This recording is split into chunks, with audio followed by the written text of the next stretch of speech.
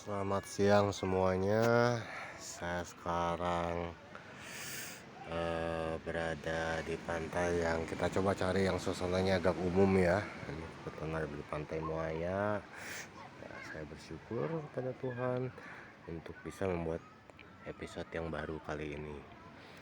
Dalam episode yang ini mungkin saya akan lebih banyak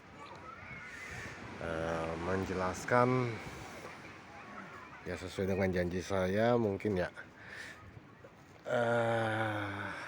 Bagaimana sih saya mendapatkan keilmuan tentang segala sesuatunya itu ya. Sebetulnya yang kita perlukan di sini adalah basic ya. Basic elektronik itu sangat penting. Walau bagaimanapun dia paling utama. Namun pengalaman juga sangat berpengaruh ya. Ya, teman-teman di sini juga banyak yang bertanya-tanya ke saya, kok dapat ilmu begitu ya? Dapat dari mana itu? Taunya dari mana? Memang bisa dibuktikan secara ilmiah? Ya betul, memang bisa dibuktikan secara ilmiah.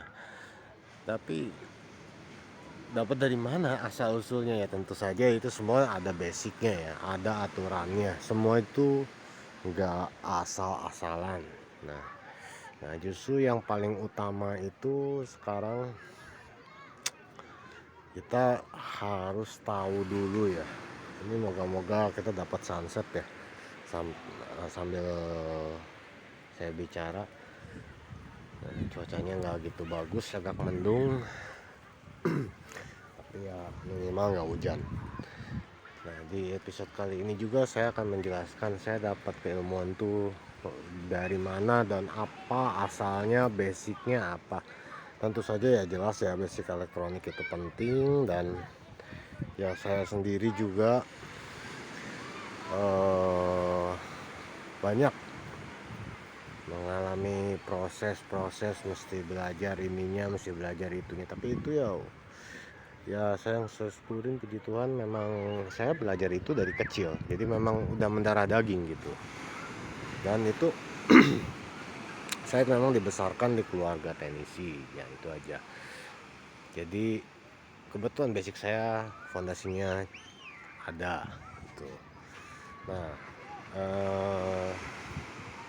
sisanya yang perlu kita pahami adalah tentang kegunaan dari elektro itu sendiri ya kan. Elektronik itu sebenarnya komponen dasar itu udah banyak gitu, sedikit sekali gitu, tapi pengembangannya yang banyak ya kan. Pengembangannya itu ya sesuaikan dengan zaman ya. Nah, oke, saya mulai aja. Di video ini saya sematkan satu link untuk dokumentasi di mana saya mengambil itu sebagai pedoman saya untuk mencari keilmuan serta bukti-bukti apa gitu ya, dari mana. Nah ini ya, kita mulai aja. Aduh, baterainya habis lagi. Kita mulai aja, saya ngambil dari sini ya. Tentu saja yang kita bahas selama ini adalah STB ya. STB itu mungkin, aduh maaf, salah folder. Nah, saya itu mencari apa yang namanya datasheet. Jadi sebelum skema, sebelum skema, sebelum board PCB ataupun apapun juga, itu yang paling utama adalah kita mempelajari namanya datasheet. Datasheet itu apa sih? Jadi setiap chip yang dibuat, nah itu selalu ada namanya datasheet. Contoh kayak model STB yang sering muncul untuk produksi itu yaitu S905X ya, CPU-nya. Nah, ini kita buka aja ya chipnya. Nah, di dokumentasi ini sebenarnya banyak sekali yang dijelasin ya. Nah, ini sebenarnya udah menjelaskan semuanya gitu loh. Saya mendapatkan referensi tegangan, referensi dan lain-lainnya, itu semua ada sebetulnya di dalam datasheet ini. Nah, jadi yang paling pertama itu kita skip dulu ya, ini daftar isinya ya. Nah, dari speknya, nah ini dia. Sini dijelasin untuk secara bagan ya, secara bagannya ya. Mana duluan yang kerja? Nah, sini ada pin-pinnya otomatis ya. Ini untuk kaki-kakinya, ini jangan salah, ini ada kaki-kakinya itu ada fungsinya. Tiap warna ini mewakili fungsi, kecuali di VSS. Di VSS itu adalah groundnya. Nah, ini sini ada GPIO-nya. Nah, ini GPIO X ya, ada. Nah, GPIO itu untuk apa? Ini adalah I/O, input dan output. Jadi dia bisa digunakan sebagai input, dia bisa gunakan sebagai output ya. Ini fungsinya banyak difungsikannya, cuman ada aturannya. Enggak sembarang juga ini I/O ini ya. Sini kita skip aja. Dari ini kan ada kaki-kakinya ya. Nama dia dikasih keterangan, bahkan dikasih keterangan dia harus ada, kalau tidak nggak kepake misalkan.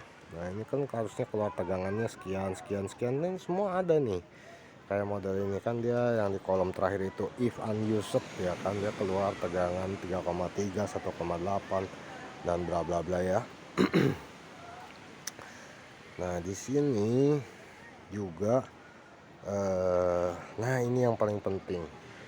Tiap chip itu dia punya namanya primary bootloader atau istilahnya bootloader sendiri ya. Mungkin kalau versi STB kita IndiHome tuh keluarnya rintik-rintik ya, tapi kalau misalkan aslinya, kalau tanpa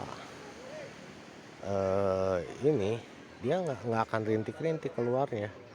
Dia keluar hardware ID-nya dan lain-lain. Nah, kalau misalkan keluar rintik-rintik itu berarti dia udah ada softwarenya ya, itu disebut namanya BL1 atau bootloader pertama. Nah, bootloader pertama ini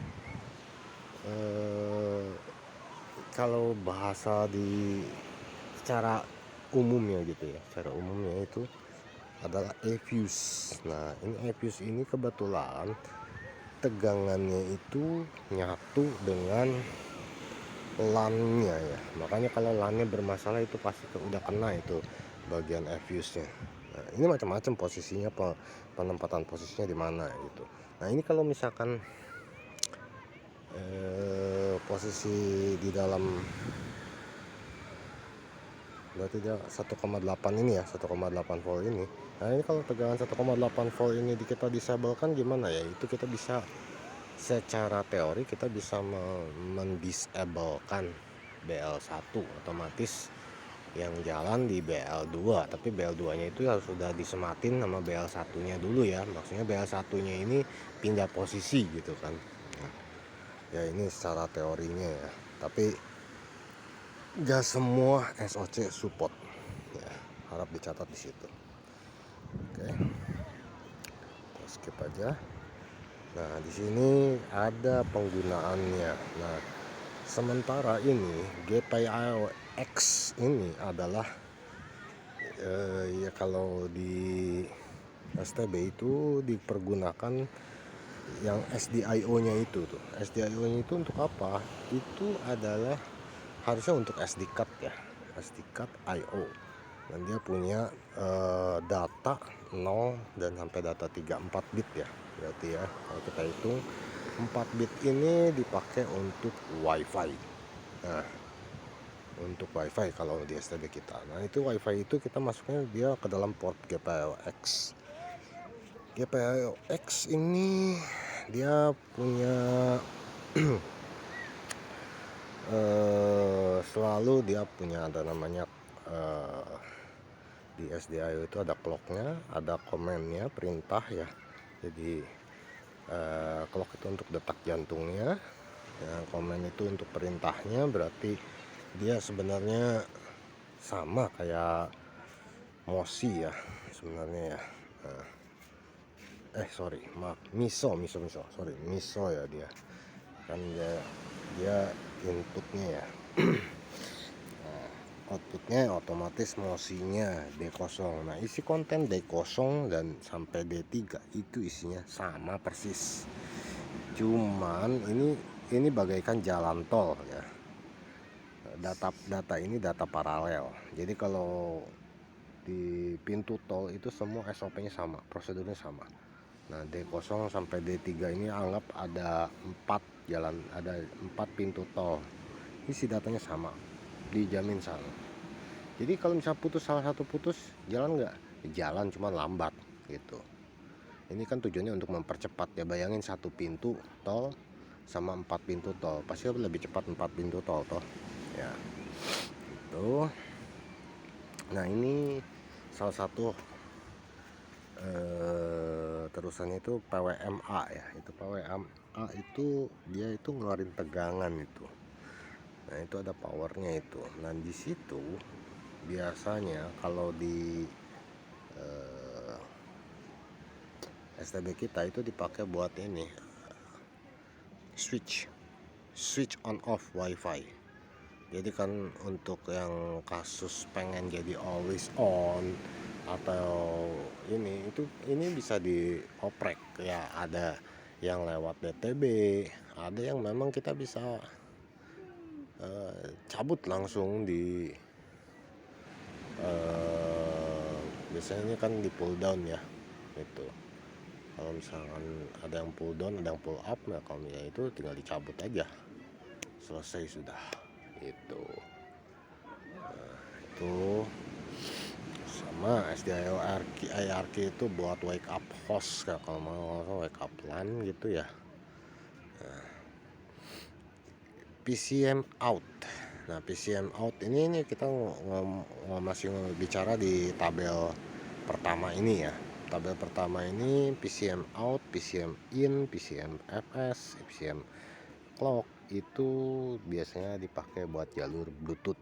Nah, jalur Bluetooth itu biasanya pakai jalur ini karena dia jalurnya audio ya. PCM tuh audio. Nah, tapi jalur audio ini sama persis seperti bisa digunakan juga untuk sebagai fungsi yang kedua, yaitu di tabel sebelahnya, yaitu dia bisa jadi TXRX sebagai serial ya, atau mau dijadikan I2C pun juga bisa di tabel ketiga, fungsi yang ketiga itu ya. Di sini ya, fungsi yang ketiga ini nih. I2C kan ada SDA, S-clocknya ya, data sama clocknya. Nah, atau mau difungsikan sebagai SPI, MISO MOSI-nya. Nah, jadi variasinya banyak sekali, dan ini tinggal disetting melalui DTB. Nah, itu penting sekali buat kita bisa men-setting DTB ya. Nah, ini GPIO-X nya ini cuma satu opsinya, jadi UART aja. Dan itu ada 16 juga, ada power output, dan 17 dan 18 itu buat enable dan wake up nya ya, buat Bluetooth ya.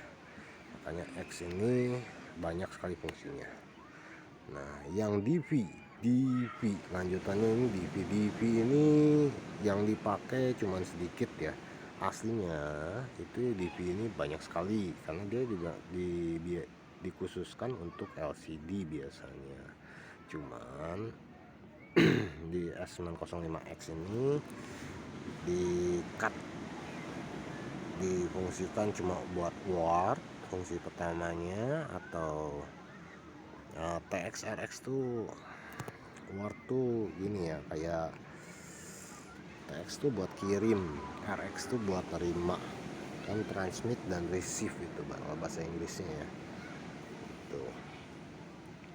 Terus itu juga bisa difungsikan sebagai buat mic ya, atau mau difungsikan sebagai remote, di bawahnya kan ada buat remote, ataupun jadi I2C ya kan, yang fungsi kolom ketiganya. Nah ini juga di bagian card, IO cardnya ini buat SD card ya. Ini SD cardnya kebanyakan memang lari ke jalur ini. Dan ini pun juga bisa difungsikan sebagai untuk port JTAG. Port JTAG itu apa? Nah port JTAG ini jadi semacam cara buat berkomunikasi dengan CPU langsung gitu. Nah ini kalau dulu tuh banyak sekali alat-alatnya, contohnya ada yang namanya J-Link gitu ya.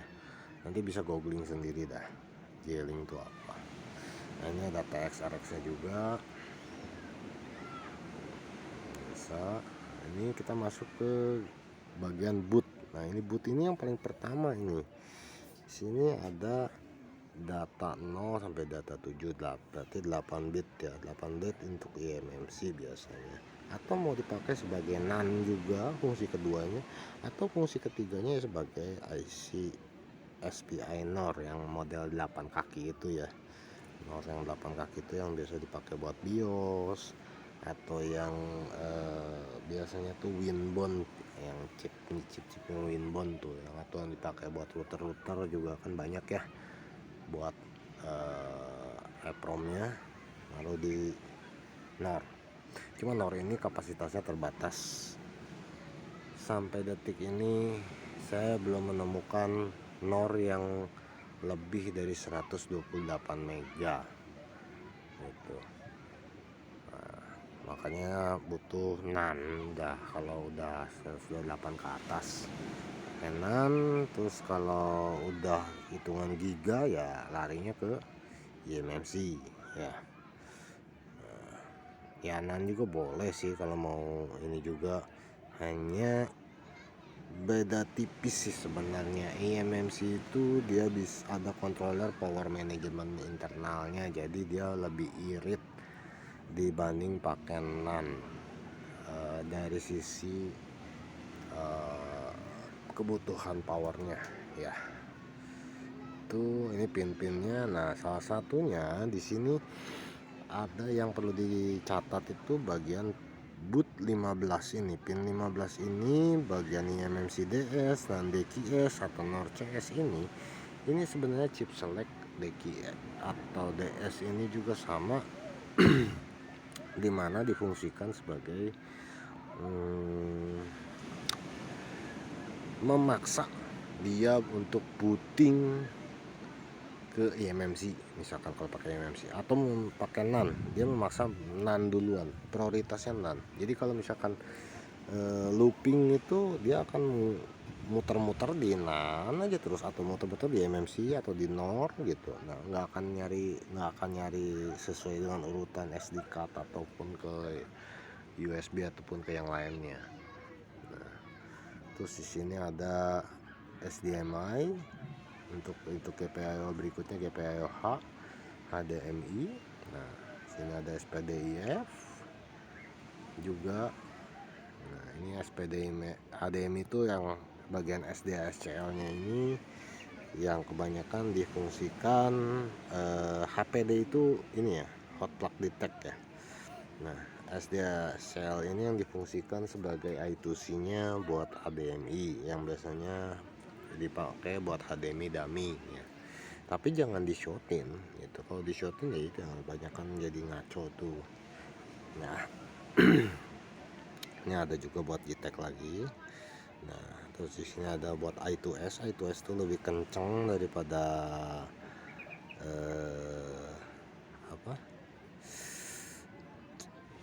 daripada I2C, daripada SPI, lebih kencang pakai I2S. Cuman I2S ini kebanyakan dipakai buat audio ya. Nah ini biasanya kan itu ada audio amplifier internalnya kalau di STB tuh ya. Nah ini GPIO Z GPZ ini untuk LED. Nah ini dipakainya buat di HG ya. Nah, GPIO A0 tuh always on. Nah, always on nya ini berarti dia selalu ngeluarin output ya. Nah, ini kan ada banyak macam fungsinya seperti yang tertulis, ada yang bisa fungsikan pakai word doang, I2C, ataupun yang agak janggal-janggal. Nah seperti ini contohnya buat clock ya, clock dulu ya. Clock itu ya jelas pasti difungsikan buat clock input.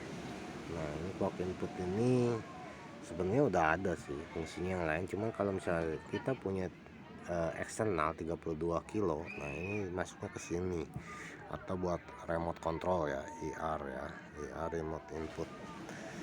Terus atau buat always on, CEC ataupun CEC. Nah ini ada fungsinya masing-masing ya. Ini ya semacam kayak buat fuse nya di on kan gitu. Buat remote outputnya SPDIF. Terus ada tes. Nah tes sama WD GPIO. Nah ini tes atau WD ini watchdog fungsinya sama ya. Watchdog tuh ya, kalau terjemahan Indonesianya apa, anjing penjaga ya. Ya memang dia memang tugasnya untuk menjaga untuk fungsi-fungsi tertentu yang biasanya sifatnya mengarah ke arah proteksi. Nah ini ada bisa sikat sebagai I2S buat channel-channel lainnya, ada power juga. Yang bawahnya ini buat clock ya, clocknya ini buat outputnya. Biasanya clock 24 itu dipakai secara umum ya buat SOC outputnya ya, SOC lain gitu biasanya. Nah clock 25 ini biasanya dipakai buat USB ya, USB biasanya pakai clock 25 itu. Oke, nah ini di sini ada keterangannya sebenarnya kan, data bus. Ini silahkan dipelajari semua. Ya, ini sebenarnya saya dapetin ilmu-ilmu tuh basisnya tuh dari mana? Dari sini gitu. Termasuk dari supply, power supply, tegangan, maksimum ratingnya di sini juga ada ditulis. Untuk CPU itu di angka 1,2 dan VDQ nya itu 1,75, pembulatan 1,8 ya. 1,8 nya biasanya ambil tengah ya. Untuk 3,3 nya ya kan semua ada di sini semua, jadinya memang udah tertulis. Nah ini ada junction temperatur, ini jangan salah ya, 125 derajat ini junction tuh kalau sudah mencapai titik itu udah dipastikan mati ya, tapi sebenarnya bukan di situ, nanti ada lagi bagian operating. Nah ini nih di bawah nih operating temperatur tuh maksimum harus 70 derajat, udah nggak boleh sampai lebih dari 70 derajat. Itu aja kalau untuk waktu nyala ya. Nah ini semua ada tegangannya tuh, tegangan minimumnya berapa, tegangan maksimumnya berapa, tipikalnya berapa. Nah tipikal ini yang memang harus diambil yang jadi sebagai satu standar gitu. Kalau minimum itu udah pasti bikin CPU panas itu karena dia harus kerja keras ya.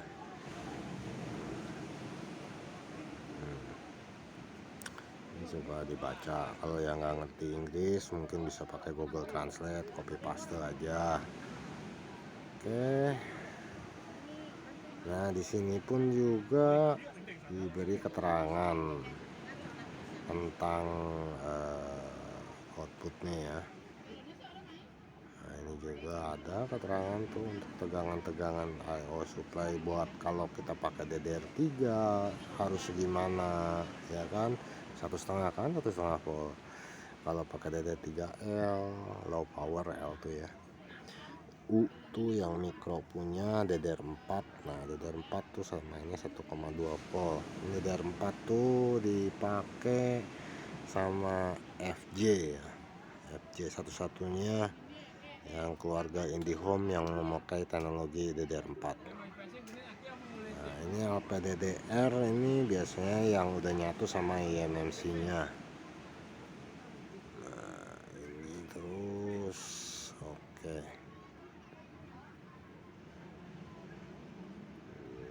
Nah ini ada frekuensinya juga dikasih tahu. Nah udah cuman sampai situ aja yang perlu dipelajari ya. Kalau mau yang pelajarin bagian bawahnya juga itu banyak manfaatnya gitu.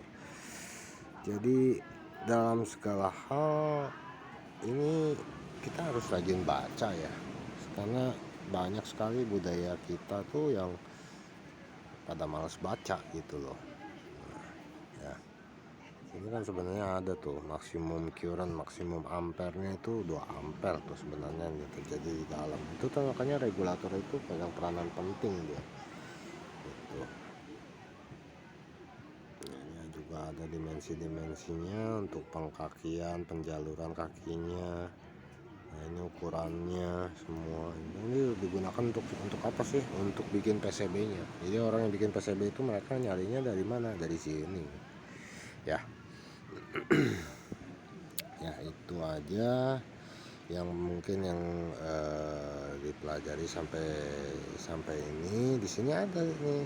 Nah ini untuk bagian ke arah software nih. Ini untuk bagian ke arah software. Cuma ini nanti aja kalau untuk mempelajari ini karena cukup panjang. Ada banyak sekali alamat-alamat yang masih dipelajari. Nah, sini kita lanjut lagi aja untuk jalan-jalannya. Sudah banyak ya turis-turis asing yang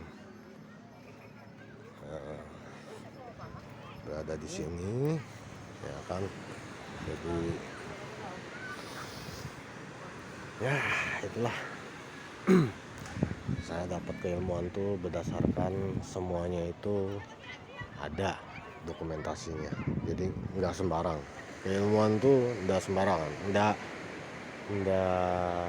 nggak liar ya. Maksudnya nggak berdasarkan asumsi ataupun intinya semua itu ilmiah dan bisa dibuktikan ya. Oke, sekian dan terima kasih. Saksikan di video saya berikutnya.